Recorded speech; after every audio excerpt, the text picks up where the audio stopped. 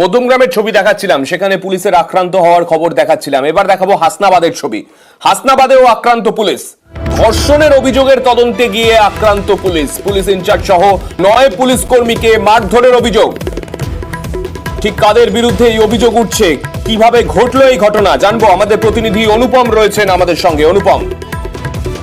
হ্যাঁ দেখো সান্নিক, এই যে বসিরহাট পুলিশ জেলার যে হাসনাবাদ থানা, যে হাসনাবাদ থানার অন্তর্গত যে খড়মপুর, সে খড়মপুর এলাকার ঘটনা। এই খড়মপুরে এলাকার এক মহিলা, সে ধর্ষণের একটা অভিযোগ করে এই মুরারিশা যে চেকপোস্ট, সেই চেক আউটপোস্টে, এবং সেই অভিযোগের ভিত্তিতে গতকাল রাতে মুরারিশা আউটপোস্টে যে পুলিশ ইনচার্জ তিনি সহ মোট বেশ কয়েকজন পুলিশ এই তদন্তে যায় সেই খড়মপুর এলাকায়। এবং তখন যার বিরুদ্ধে অভিযোগ, সেই অভিযুক্ত এবং তার পরিবার এবং তার যেসব সঙ্গীরা রয়েছে, তারা পুলিশকে ঘিরে ধরে লাঠি এবং রড দিয়ে বেধড়ক মারধর করে।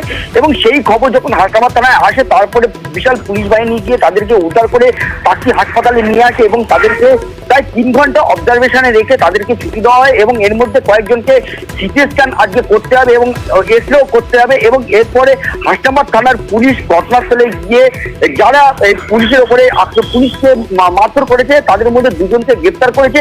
এবং সেই 2 জনকে আজকে 7 দিনের পুলিশি হেফাজতকে আজকে বসিরহাট মহকুমা আদালতে পাঠিয়েছে। এবং এই ঘটনায় কিন্তু এই খড়মপুর এলাকায় কিন্তু রীতিমতো কিন্তু চাঞ্চল্য ছড়িয়ে পড়েছে এবং ঘটনাস্থলে কিন্তু এখনো পুলিশ মোতায়েন রয়েছে। এবং এই ঘটনার সঙ্গে যারা জড়িত আছে, তাদের খোঁজে কিন্তু তল্লাশি চালাচ্ছে হাসনাবাদ থানার পুলিশ। বেশ, ধন্যবাদ।